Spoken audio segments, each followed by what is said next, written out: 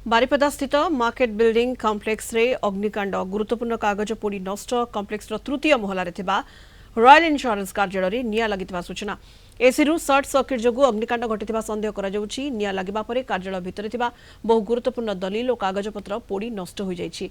बारिपदा अग्निशम विभागर 2टी दमकल बाहिनी घटनास्थल में पहुंची प्राय 2 घंटार प्रयास पर निया को संपूर्ण आयत्त करिसेंति। अग्निकांड में संलग्न किछि दुकान सामान्य प्रभावित होइतिबा बेले केही एथिरे आहत होई नाहंती। घटनार सठिक कारण और क्षयक्षति परिमाण नहीं अग्निशम विभाग और संपृक्त अधिकारी माने तदंत जारी रखिछन्ति। फायर एक्सटिंग्विशर अच्छी कि नहीं आम भेरीफाई करूँ। आम ए निलिभा कार्य व्यस्त अच्छे। बर्तमान परिस्थिति बहुत धूआं हो घर भितर आउ पाद पकड़ा कष्ट हो कारण काचर बाउल पूरा भर्ती होगी पाद पकड़े काच पाद पड़ू। एसीटा गोटे सर्ट सर्किट होगा।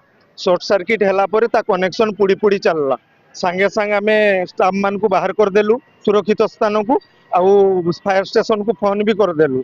आउ फायर स्टेशन काले डेरी हम मुझे फायर स्टेशन गला बेलू फायर वाला भी पूरा रेडी तेणु सांगे आनिकी पहुंचे देती।